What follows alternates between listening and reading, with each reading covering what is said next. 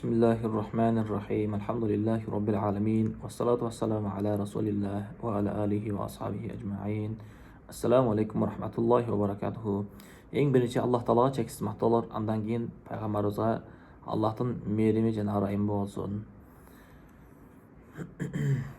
Bugungi temamiz murda temada aqlды ойланудан, ой жүгүртүүдөн тоса турган себептерди өттүк эле. Бүгүн болсо ошол акыйкатты көрүп турат. Акыйкат экенин, мисалы, намаз окуш милдет экенин билет, бейиш тозок бар экенин билет, бирок ошону мойнуна алгысы келбейт. Ошондо деле окубайт, мисалы, акыйкатты көрүп туруп деле, бирок ошол туура жолго жүрбөйт. Эмне себептен десе, ошол акылды жүгүрткөндөн тоса тургандан дагы башка дагы себептер бар. Бул жүрөктө оорулар болот. Жүрөктө оорулар болот. Ошол акыйкатты көрүп турса деле, акыйкат экенин билип турса деле, акырат бар экенине ишенип турса деле, ошол намаз окубайт. Ошол жүрөктө оору болгон себептен, ушундай жүрөктө оорулар болот. Ошол туура жолдон намаз окуудан, акыратка даярдануудан ошол тосуп коет.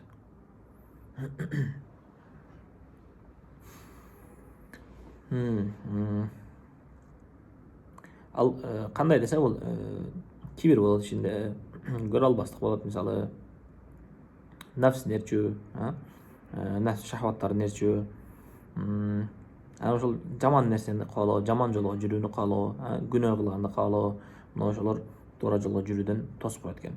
Мисалы, аятта келет. Аль-Джасия сүрөсү 23-аятта айтат: Аузу биллахи минеш шайтанир раджим. Афараайта ман иттахаза илахаху хаваху ва адаллаху Аллаху аля илм. Көрбөйсүнбү дейт. Өзүнүн нафсин, өзүнүн каалоолорун өзүнө кудай кылып алгандарды дейт. Ошол көрбөйсүнбү? Өзүнүн нафсин кудай кылып алат дагы, ошол менен Аллах Таала илимдүү болуп турса деле, ошол пенделер илим болуп турса деле, Аллах Таала аларды адаштырып коет дейт, ошол нафс нерчигендиги үчүн. Канчалык алым болуп кетсе деле, канчалык күчтүү болуп кетсе деле, канчалык китептер жаттап койгон болсо деле, Куран жаттаган болсун дажы, ошол өзүнүн нафсин нерчип кеткен болсо, ошол нафси эмнени кыл десе, ошону кыла бере турган болсо, ошону нерчи бере турган болсо, Аллах Таала ошондой болсо деле адаштырып коет экен Аллах Таала. Уланысында айтат аяттын: "Ва хатама аля сам'ихи ва қалбихи ва жа'ала аля басарихи гышава." Анан ал пенделердин кулактарына мөр салып коет, анан жүрөгүнө да мөр салып коет. Айтканда, кулагы менен акыйкатты уккусу келбейт. Акыйкатты укса деле укпагандай болуп жүрө берет, мисалы. Жүрөгү менен акыйкатты көргүсү келбейт. Акыйкат билип турат, кабыл кылгысы келбейт дейт. Анан көздөрүнө дагы ушул туман басып калат. Көздөрүн чаң басып калат. Акыйкатты көрө албайт. Фаман яхди мин ба'дилlah. Эми ушинтип Аллах Таала ушундай кылып койгондон кийин ким буларды туура жолго баштай алат дейт. Афала тазаккарун. Эсиңерди жыйгыла, ойлонгула. Ушинтип Аллах Таала кулагыңарга, көздөрүңөргө, жүрөгүңөргө мөр басып кое электен мурда, ошол туура жолго келип калгыла дейт. Бул ошол пенде адашып кеткен себебинен, нафс нерчи берген себебинен, ушинтип Аллах Таала туура жолго келе албай турган коет экен. Ошон үчүн нафсти нерчиген дагы туура эмес, нафс нерчиген. Ошол нафсти кантип башкарыш керек десе, ошол нафс каалаган нерсесин бербесең, ошол өзүн басып неме болуп калат экен. Бул нафске каалаган нерсесин, жейин деген нерсесин жей берип, мисалы, уктайм деген учурда эле уктай бере турган болсо, ошол нерсени кылам десе эле кыла бере турган болсо, ал нафс күч ала берет, адамды барып адамды башкарып калат. Нафс эмне дей турган болсо кылып калат. Нафсине мындай каршы келе албай турган болуп калат. Ошол илимдүү болуп турса деле, Аллах Таала адаштырып коет деле.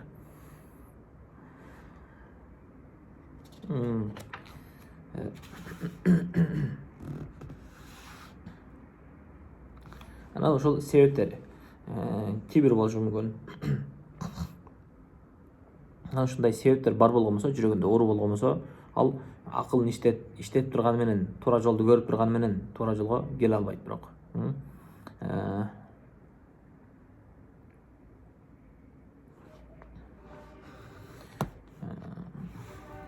Ошолордун биринчиси текебердик, кибир. шариятты моюнга алгысы келбейт, Аллах тааланы моюнга алгысы келбейт, кожоюн деп билбейт, мисалы намаз оку десе сөздөн уккусу келбейт, өзүн ушул намаз окугандардан, дин тутунгандардан, пайгамбар дерчигенден өзүн жогору сезет. Ошолордой болуп мен башымды жерге коёмбу дейт мисалы. Мына ошентип текебердик кылган болсо, мына ошол нерсе болуп турган болсо, текебердик болуп турса эле бул туура жолго келе албайт. Мына жакта азыр аяттар келет мына. Мына китепте айтат: "Иннал хидаята вал иман ва ма'рифату кыйматихи ла тадхулу qalba mustakbir" дейт. Ошол ыймандын даамы, ыймандын баалуулугу, туура жолдун баалуулугун бул текебер болгон адамдар биле албайт дейт. Хидаят деген эмне билбейт. Туура жол деген эмне, ыйман деген эмне, бул нерсени билбейт дейт ошол текеберлер. Алар ошол ыйман деген нерсе, хидаят деген нерсе жүрөгүнө кирбейт булардын. Ал текебердик деген бул Аллах тааланын өзүнө, Аллах тааланын ордуна өзүн койгусу келет, башка бирөөлөргө кожоюн болгусу келет, башка бирөөлөргө кудай болгусу келет. Мисалы Фираун, Муса алейхиссаламдын учурунда, Муса пайгамбардын учурунда Фираун деген өтө залым, текебер адам болгон мисалы. Ал ошол неме кылат, Египет жеринде жашаган. Ошол жакта адамдарга ар кандай зулумдарды өткүзгөн, ар кандай жаман иштерди, күнөөлөрдү кылган, анан эл башчысы болгон. Ошентип барып отуруп, өзүн мен кудаймын деп жарыя кылган. Ошондой даражага чейин барган мисалы. Мына ошондойлор туура жолго келе албайт дейт, эгерде ошол текебердик жүрөгүндө болуп турган болсо. Мынакей. Ушул жөнүндө аят келет мисалы. 146-аят. Араф сүрөсү 146-аят. Саасрифу ан аяти аллазина ятакаббаруна фил арди бигайрил хак. Жер бетинде текебердик менен жүргөн, өзүн бой көтөрүп, башкаларды менменсинбей, динди менменсинбей, намаз окугандарды менменсинбей, ошол динге душмандык кылып, ошентип жүргөн, текеберленип жүргөн адамдардан дейт, мен аяттарымды, намаздарды алыстатып коем, ибадаттарды, бул туура жолун алыстатып коем дейт. Туура жолго келе албайт, намаз окуй албайт, ушул туура жолго келүүсүнөн тосуп турган ушул текеберлик болот экен. Аяттын уланысында: "Ва iyaraw kulla shay'in la yu'minu biha wa iyaraw sabila ar-rushd la yattakhidhuhu sabila." Эми неме болгон болсо, аят бул Курандын аяттары болот. Белги деген сөз. Анан бул жаратылышта дагы, биздин коомдо дагы мисалы ушул Аллах таала бар экендигин, жаратуучу бар экендигин билдирип тура турган далилдер болот. Ошолорду көрүп туруп деле аларды моюнга албайт. Ошол өзүн чоң сезет, кудайдан дагы чоң сезгиси келет мисалы, өзүн кудай көргүсү келет мисалы. Мына ошондой туура жолду, акыйкатты көргүсү келбейт. Ва iyaraw sabila ar-rushd la yattakhidhuhu sabila. Эми туура жолду көргөн болсо, аны неме болбойт, аны туура жолдун аркасынан эрчебейт. Ва iyaraw sabila al-ghayy yattakhidhuhu sabila. Эми туура эмес жолду көргөн болсо, аны ошол жакта эрчип, туура эмес нерселерди эрчип жүрө берет дейт. ذلك эмне себептен десе, ذلك بأنهم كذبوا بآياتنا وكانوا عنها غافلين. Алар ошол биздин аяттарды, белгилерди, Аллах тааланын бар экендигин, жалгыз экенин, кыямат, бейиш тозок белгилерин көрүп туруп деле ага ошол нерсеге ишенбей койгон. Ошол себептен ал туура эмес жолдо адашып жүрөт, ал туура жолго келе албайт дейт. Эми ошол текеберлердин эң чоңу бул шайтан, шайтан болгон. Мынакта азыр ошол шайтандын окуясы айтылат мисалы.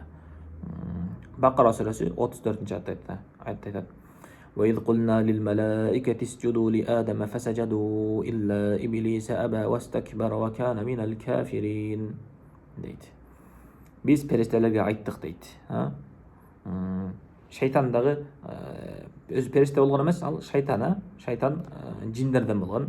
Ал немеден, оттон жаралган. Анан өзүнүн убагында адам атабыз жарал электе өтө көп убакыттар мурда ал өтө илимдүү болгон. Илимдүү болуп, даже периштелерге илим бере турган даражада болгон. Өтө күчтүү болгон, периштелердин эң алдыңкыларынан болгон. Анан ошол неме болот. Аллах таала буйруйт, периштелерге буйруйт. Ошондо жанагы шайтан кошулуп сажда кылыш керек болчу. Ал учурда неме болгон? Периштелердин башчысы болуп турган, эң алдыңкылардан болуп турган, аларга сабак берип турган мисалы. Ошол учурда Аллах Таала буйрган. Периштелерге буйрудук дейт, ошол адам атабызды жараткан учурда ушул сажда кылгын деп буйрудук дейт. Фасажаду илля иблис. Ошол периштелердин бардыгы бир кылбастан сажда кылды, бир гана ошол шайтан сажда кылбай койду. Иблис, шайтан сажда кылбай койду. Аба вастакбара ва кана минал кафирин. Ал текеберленди. Мен ушул адамга топурактан мен өзү оттон жаралган болсом, от күчтүүрөөк, от жакшы, ошол топурак ылайга караганда от жакшы, от күчтүү дейт дагы. Мен ушуга сажда кыламбы деп текеберлен, бой көтөрдү. Бул жерде ошол Аллах Таала буйруп атат деп сажда кылыш керек болчу. Ал ошол адам атага сажда кыл дегенде, ал нар жакта сажда кылына турган нерсеге эмес, бул буйруучуга караш керек. Мына ошондой эле мисалы намаз окуу же бирөөгө жардам бер, же болбосо ушундай бир өкүм болгон болсо, ал нар жакта муктаж адамга карабаш керек. Бул Аллах Тааланын өкүмү деп караш керек. Аллах Тааланын өкүмү, мисалы бир неме болсун, бир туугандар болсун, мисалы ошолорго текеберди кылып жардамдашпастан тууганчылыкты үзүп койгон болсо, мисалы бул Аллах Таала ошол тууганчылыкты улагыла, тууганчылыкты катнашып тургула деп Аллах Таала буйруган эми. Аларды менме себептен текеберленип, мисалы бай болгон болсо, же болбосо бир жакшы жерде иштеген болсо, мисалы анан байкелери же болбосо башка туугандары, жөнөкөй адамдар болгон болсо, алар менен катташкысы келбейт, мисалы. Бул Аллах Тааланын буйругу. Ал наркы адамдар ошол жөнөкөй адамдар деп карабастан, бул Аллах Тааланын буйругу деп караш керек, мисалы. Аллах Тааланын өкүмү болгондон кийин текеберди кылбастан. Ошентип периштелерге буйрук берди эле, шайтан сажда кылбай койду. Мына ошондон баштап бул периштелердин катарынан чыкты. Болду, ошол тозоку болуп жазылды. Ошол бир жолу буга чейин бардык Аллах Таалага ибадат кылган болгон, адам ата жаралганга чейин Аллах Таалага өтө ибадаткөй болгон шайтан болду элек мурда. Анан өтө илимдүү болгон, периштелерге илим берип турган. Анан ошентип бир эле Аллах Тааланын сажда кыл деп буйруган сөзүн укпай койгон себебинен, сажда кылбай койгон себебинен текеберленип, анан ошол бойдон тагдыры ошол тозоку болуп жазылды. Бул тозокко барат. Бул тагдыры болду, ушундай чечилген. Эми ошол учурдан баштап шайтан адамдарга, адам баласына, Адам алейхисаламдын баласына бардыгын ошол кыяматка чейин бардыгын ушул туура жолдон адаштырам деп ошондон баштап душман боло баштаган. Душман болуп калган. Анан ошол себептен дагы шайтандын аркасынан ээрчигендер бардыгы ошол шайтан менен тозокко кетет.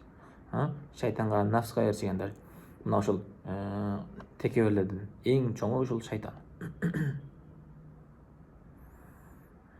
Мына эми ага чейинки кылган ибадаттары, ага чейинки илими, мисалы периштелерге илим бере турган даражада болгон дедик, мисалы. Мына ошолордун бардыгы бир дагы пайдасы тийбей калды. Ушул текеберди кылып Аллах Тааланын буйруктарын аткарбай койду эле, анын бардыгы бир тыйын болду. Пайдасы жок болуп калды. Эми ушул текебердиктин дагы бир сүрөтү бул жакта ошол неме кылат. Намаз оку десе, же болбосо ошол туура жолго кел деп ушундай болгон болсо, айтылган болсо, буйрулган болсо, мисалы, ал шарттарды коёт. Мынакей биякта мурунку коомдордун окуясы айтылат. Фуркон сүрөсү 21-22 аяттарда وقال الذين لا يرجون لقاءنا لولا أنزل علينا الملائكة أو نرى ربنا. Ошол Аллах Тааланы бейишти тааныбагандар, бейишти билбегендер, Аллах Таалага кыяматка ишенбегендер, Аллах Таалага ишенбегендер дейт. Ошолорду туура жолго чакырган болсо дейт пайгамбарлар, ошентип айтышат. Бизге периштелер түшсө, бизге периштелер көрүнгөн болсо, анан эгерде ошондой болгон болсо, анан ишенет элек дейт. Ау нара Раббана, же болбосо биз Кудайды биз көрүп коелу, чындап эле барбы жокпу? Эгерде ошол Аллах Таала бул дүйнөдө көрүнгөн болсо, анда бул сыноонун мааниси кетип калат эле. Мисалы экзаменде деле ушундай го. Экзаменде ошол неме болот. Суроолор болот, Ошол суроого эгерде жакшы жооп берген болсо, жакшы өтөт, мисалы. Эми ошондой эле бул дүйнөдө дагы неме болот, сыноо болот. Сыноо. Сыноонун эң негизги мааниси ушул жерде. Биз Аллах Таалага ушул көрбөстөн ишене турган болсок, анан акыретте ошол бешикке киребиз, мисалы, тозоктон кутулуп. Эгерде ошол Аллах Тааланы көрүп коеюн деген болсо, анда ал сыноонун мааниси кетип калат да. Сыноонун мааниси кетип калат. Бул дегени Аллах Тааланы көрмөйүнчө ишенбейм деген болсо, мына ошол ошентип айтышты. Лaqad istakbaru. Амына ошентип Аллах Тааланы көрүп коелу же периштелерди көрөйлү анан кийин ишенебиз дегендер ошентип текеберленди. Фи анфусихим ва атау атуан кабира. Ошол адашып кетти ошентип дейт, Мына ошондой. Ошентип шарт кошкондор, бул да ошол текебердиктин бир түрлөрү болуп атат. Анан ошол текебердиктин дагы бир түрлөрүнөн бул зулум, адамдарга зулумдук кылат, бирөөлөрдүн акысын жейт, мисалы. Анан ошол адамдарды өзүнө баш ийдиргиси келет, мисалы. Мына ошолор дагы текебердиктин түрлөрүнөн дейт. Эми бул ушул текебердиктен кантип арылат десе, буну неме кылыш керек? Өзүн ойлош керек. Башка адамдарды, мисалы, өзүнүн ата энеси болушу мүмкүн, балким туугандар, балким көрүп жүрөт, мисалы, адамдар өлүп атканын, бул дүйнөдө эч ким түбөлүк калбайт экенин көрүп эле жүрөт, мисалы. Мына ошолордон үлгү алыш керек болот. Бул дүйнөдөн өткөндөн кийин мен да тирик калбайм, түбөлүк калбайм деп ишениш керек. Ал канчалык текеберденген менен баары бир ошол Аллах Тааланын астына барганда жооп берерин ушуну ойлош керек болот. Канча күчтүү болуп кетсе деле, же канча бай болуп кетсе деле, аз көрүп эле атабыз, мисалы. Эң кыйынмын дегендер деле өтүп атат бул дүйнөдөн. Эң баймын деген деле өтүп атат. Эч ким бул дүйнөдө анын күчү дагы, байлыгы дагы, кандай мансабы деле, бийлиги деле бул дүйнөдө алып кала албайт. Канчалык күчтүү болуп кетсин, бул дүйнөдө алып кала албайт. Мына ошол жакта ойлонуш керек. Анан ошол Аллах Тааланын астына барганда эртең өлгөндөн кийин ошол текебердигине кылган зулумдуктарына баардыгына жооп берет.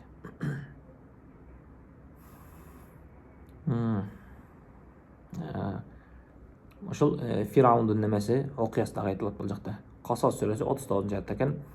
Вастакбара хува ва жунудуху фил арди бигайрил хак. Алар жер бетинде ошол Фираун өзү дагы ал аскерлери менен кошулуп ошол жер бетинде зулумдук кылды. Зулумдук кылып, адамдардын акысын жеп, мисалы, адамдарга зулумдук өткүзүп, ушундай кылыш дейт. Ваданну аннахум илейна ла яржиун. Анан ошол бул дүйнөдөн өтпөйбүз, ошол жакта түбөлүк калабыз деп ойлошту дейт. Алар ошол Фираун деле эң күчтүүмүн деген өзүнүн учурунда эң залыммын деп ойлогондо эле ошол неме болду. Бул дүйнө өттү. Буга чейин канчалаган падышалар өттү, канчалаган күчтүүлөр өттү, мисалы. Мына ошол катары эле бул текебер болгон, өзүн бой көтөрүп аткан адамдардын баардыгы өтөт бул дүйнөдөн. Ошол нерсени ойлоп коюш керек.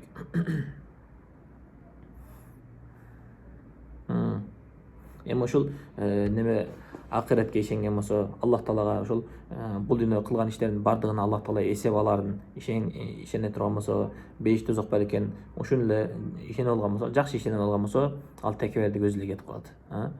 Бул дүйнөнүн өтүшүн, эртең топуракка кирет, ал жакта периштелер бул пендеден эсеп алат, мисалы. Ошолорду ойлой турган болсо, эртең тозок бар экен, беш бар экен эстей турган болсо, ойлой турган болсо эле, бул текебердик өзү эле кетип калат.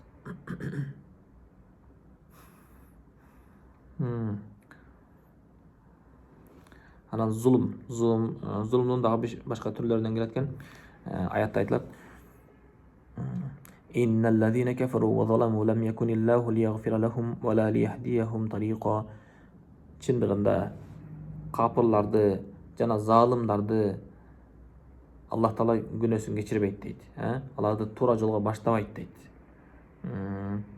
Илля тарика жаханнама халидина фиха абада. Ошол залымдар, залым болуп акыйкатты динди моюнга албай аткан, өзүн кудаймын деп аткан, текеберленип аткан, ошол капыр болуп аткан адамдардын аларды тозоктун жолуна буруп коем дейт. Аларды ошол тозокто түбөлүк кылат.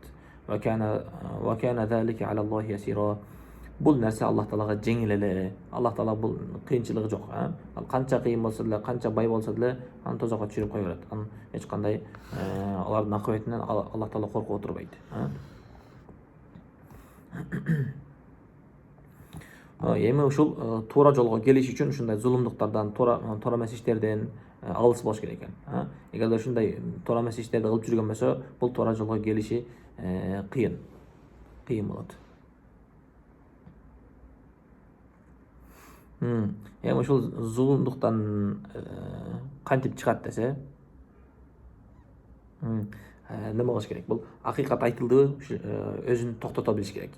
Акыйкат айтылса деле, же бир жакшы нерсе айтылган болсо деле, ал моюнга албайт, мисалы, мына ошол учурларда токтоно билиш керек. Ошол нерсени ойлонуш керек. Бул чын айтып атат, кичине ойлонуп көрөйүн. Эгер ишенбей аткан болсо деле, кичине ойлонуп, акыл жүгүртүп, логический ойлонуп көрүш керек, ишенген аракет кылып көрүш керек. Эми ошол нерсе зулумдук, башка бирлердин акыларын бербей, зулумдук кылып, башка бирлерге күчүн өткөзүп, ошентип аткан адамдар акыры барып ошол динден дагы чыгарат дейт, ошол зулумдугу. Мына ошон үчүн зулман ва улуван деп экөөнү бир алып келип атат. Ошол зулумдук кылып жана өзүн башкалардан чоң сезип, мына ошолор динден дагы чыгарат дейт ушул себебинен.